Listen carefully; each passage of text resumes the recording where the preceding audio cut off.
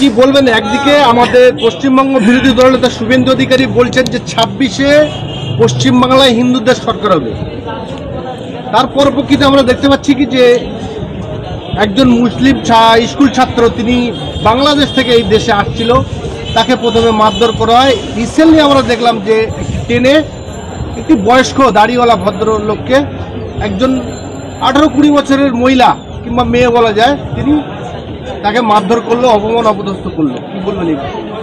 দেখুন, আমি সর্বপ্রথমে বলবো, শুভেন্দু অধিকারী যে বাড়াবাড়িটা করছে, আজ ওর বাড়াবাড়ির জন্যই বাংলায় সম্প্রীতি নষ্ট হচ্ছে। হিন্দু মুসলমানের যে একটা ভ্রাতৃত্ব, ভালোবাসা, সম্প্রীতি, এটা নষ্ট হচ্ছে। প্রথমে আমি বলবো, শুভেন্দু অধিকারী যে বাড়াবাড়ি করছে, যে ভাষা ইউজ করছে, বিশেষ করে মুসলমানদের যেভাবে আক্রমণ করছে, ওকে আমরা যদি মনে করি, আমরা চাই না অশান্তি, আমরা বিশ্ব নবীর আদর্শ মেনে চলি, কারণ আমাদের কাছে মসজিদ আমাদের কাছে পবিত্র, ঠিক তেমনই হিন্দু ভাইদের কাছে মন্দির পবিত্র, খ্রিস্টানের কাছে চার্চ পবিত্র, প্রত্যেকটা ধর্মের স্থান তার কাছে পবিত্র। কিন্তু শুভেন্দু অধিকারী যেভাবে আক্রমণ করছে একটা সম্প্রদায়, বিশেষ করে সংখ্যালঘু মুসলমানদের ওপরে, আমরা যদি মনে করি ওকে যেভাবে ও কথা বলছে মুসলমানদের, ওকে আমরা বাংলা থেকে তাড়িয়ে দিতে পারি, ওকে বাংলা ধরে ঘাড় ধরে ওকে আমরা পাকিস্তানে তাড়িয়ে দিতে পারি। আমি এই আপনাদের ক্যামেরায় বলবো, শুভেন্দু অধিকারীকে আপনি সাবধান হয়ে যান, আপনার জন্য কিন্তু হিন্দু মুসলমানের সম্প্রীতি নষ্ট হচ্ছে। আজ বাংলায় আইন কানুন কোথায় গেল? আজ আইন কানুন বাংলায় নাই বলি আজ এই অবস্থা। কদিন আগে আপনার বারুইপুরে ইমাম সাহেবের ঘর ভাঙচুর করলো, মসজিদের ভেতর ঢুকে কোরআন শরীফের পা দিয়ে পেশাব করলো, মাদ্রাসার ছাত্র বনগা ট্রেনে আসছে, তাকে গণধোলাই দিল, গণধোলাইভাবে মারলো, টুপিটা পায়ের তলায় ফেললো। এই গদি মিডিয়াগুলো গেল কোথা? যারা মাদ্রাসায় গিয়ে সন্ত্রাসী খোঁজে, মাদ্রাসায় সন্ত্রাসী ট্রেনিং হচ্ছে, এই গদি মিডিয়াগুলো কোথা? সন্ত্রাস তো ট্রেনে বসে আছে। এই মেয়েটা, এইটা হচ্ছে এই মেয়েটা আরএসএসদের নেতা, যে মেয়েটাই কাজ করেছে। আসলে আমি ট্রেনে ওই ব্যাপারটা দেখলাম, দেখে আমার খুব কষ্ট হয়েছে যে কী অবস্থা। চাচাটা খুবই সিধে সাদা, আর ওনার সঙ্গে যিনি ছিলে ওই মহিলাটা আবার হিন্দু, আমার একটা হিন্দু বোন, ওই চাচার সাথে ডাক্তারখানায় নিয়ে যাবে বলে ওই আমার হিন্দু বোনটাকে নিয়ে আসছিলেন ওই চাচাটা খুবই সিধে সাদা। আর আমাদের আমি আপনার একটা প্রশ্ন, শুভেন্দু অধিকারী সহ আপামর পশ্চিমবাংলার জনগণকে, যে যারা হিন্দু মুসলমান খুঁজে বেড়ান, ওই মুসলিম যুব চাচা একজন হিন্দু বোনকে ডাক্তারখানা নিয়ে যাচ্ছিল, এবং শুভেন্দু অধিকারী যখন ওই মেয়েটি চাচাকে মারধর করছিল, শুভেন্দু অধিকারী নিজের যে ফেসবুক পেজ আছে সেই ফেসবুক পেজে শেয়ার করেছে। শুভেন্দু অধিকারী তো আগে গরুর গোশ খেয়ে বেড়াতো, এখন বড় হিন্দু হয়েছে, নয় বড় হিন্দু সেজেছে। আগে গরুর গোশ গিলে বেড়াতো, এখন বড় হিন্দু হয়েছে। শুভেন্দু অধিকারী যেভাবে কথা বলছে, আজ কিছু হিন্দু ভাই বোন যে কাজগুলো করছে, অন্যায়গুলো করছে, ওর জন্য। আর বিশেষ করে বাংলায় আইন কানুনের অবস্থা খুব খারাপ। আইন কানুন নাই।